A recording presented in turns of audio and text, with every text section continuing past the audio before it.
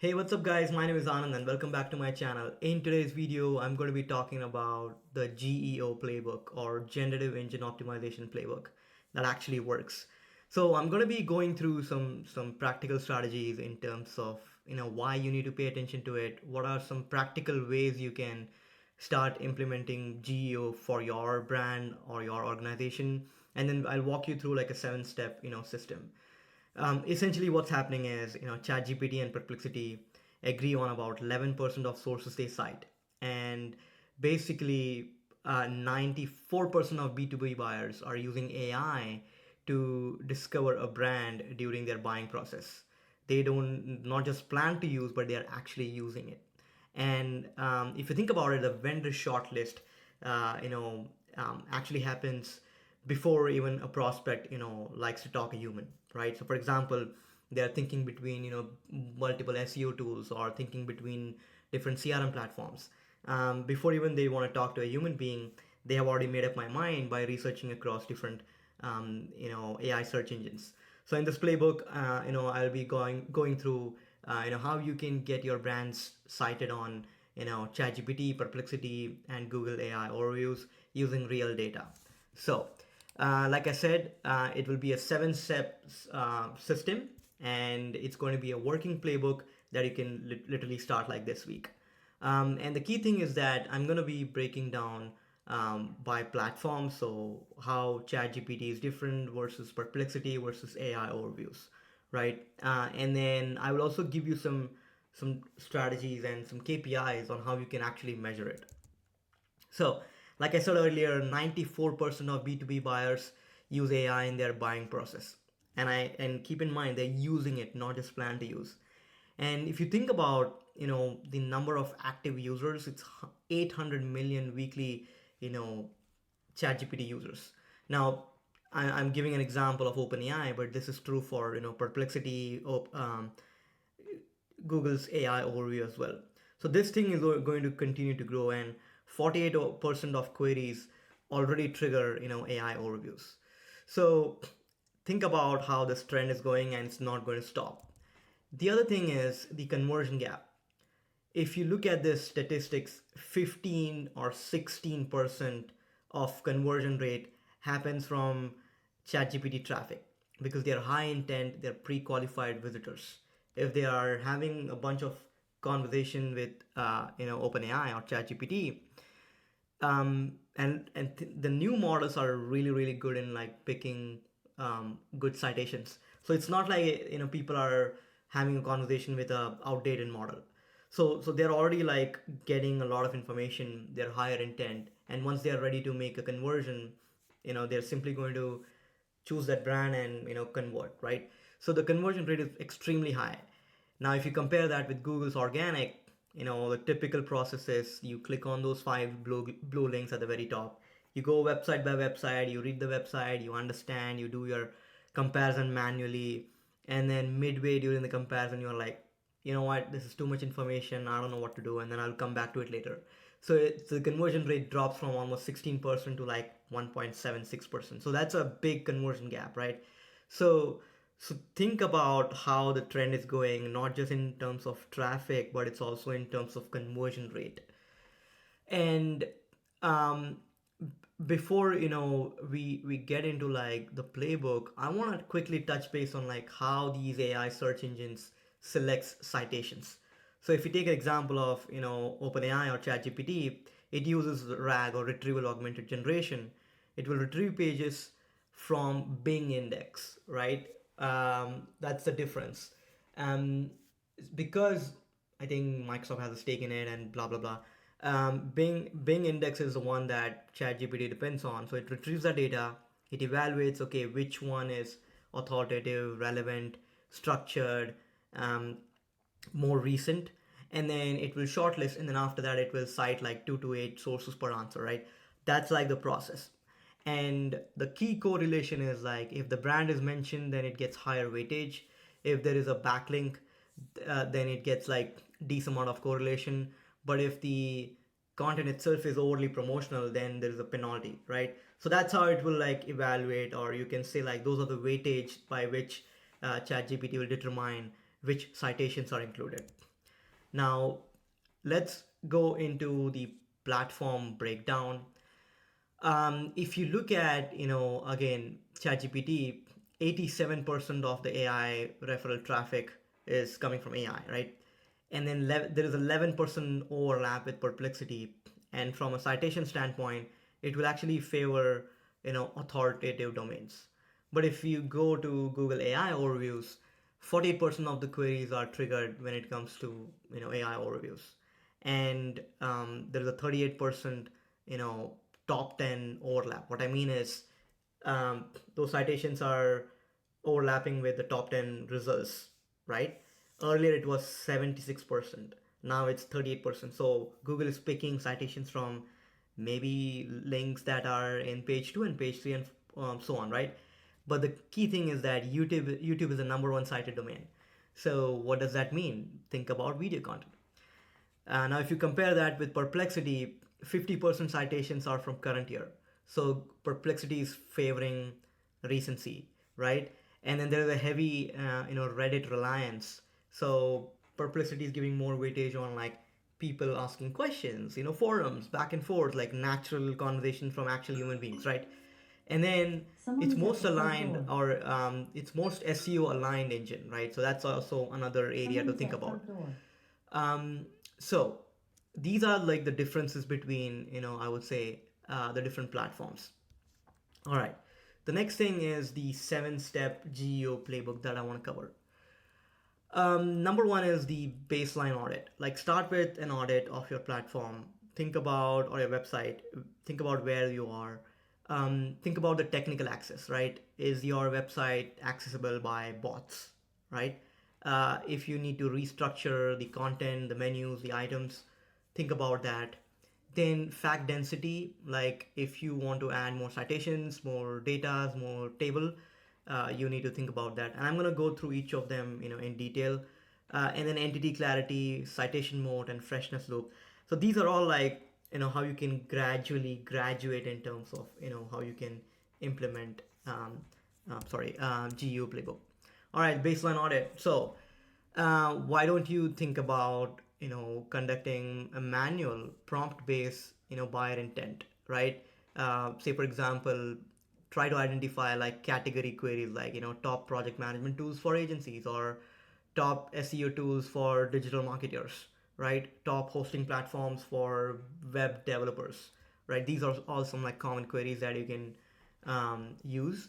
Then you can also think about if your brand is getting cited for comparison queries, like, let's say SEMrush versus Ahref.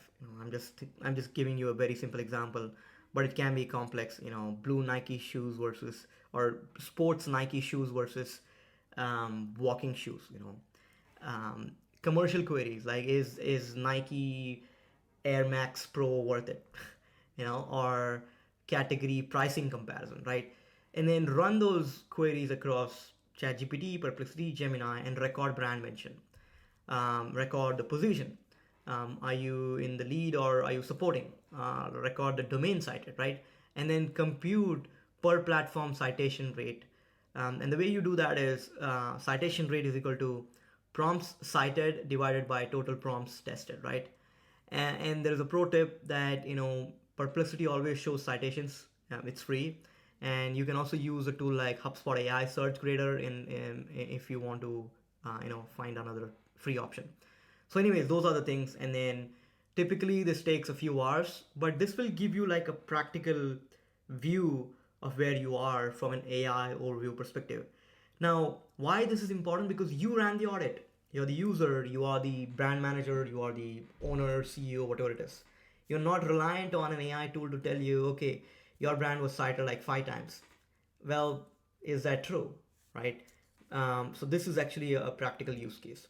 Then you gradually move on to the next step, which is identify if there are any technical issues. You know, like for example, look at robots.txt and then see if ChatGPT bot, OpenAI search bot, GPT user bot, Claude bot, Perplexity bot.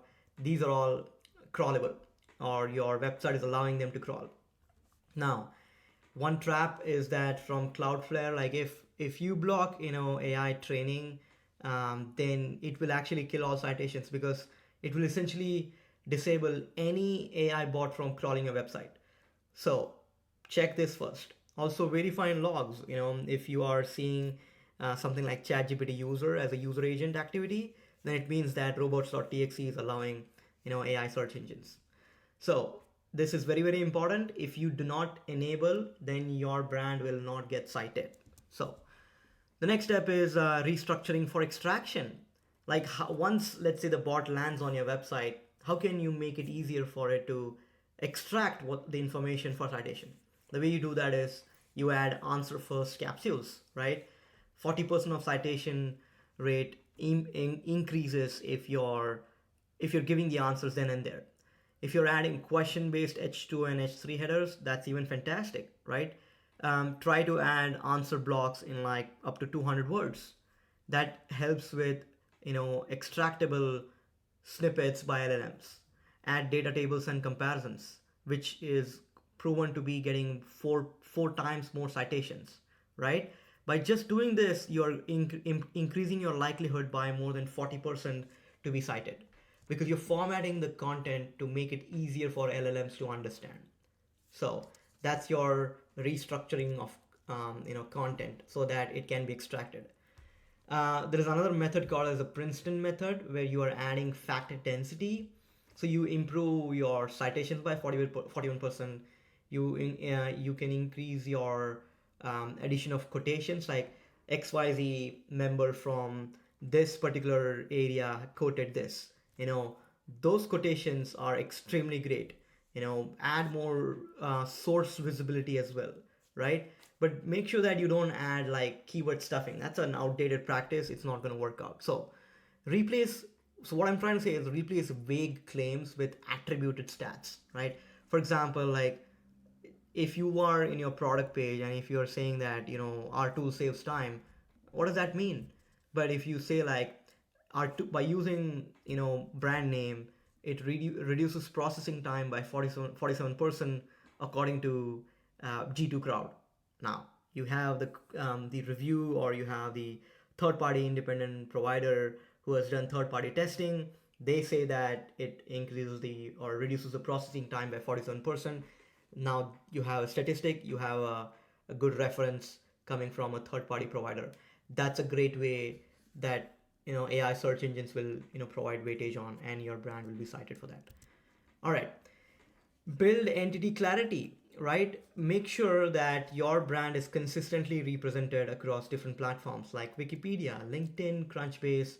If you are a SaaS company, then in G2 and Capterra, and of course your website, right?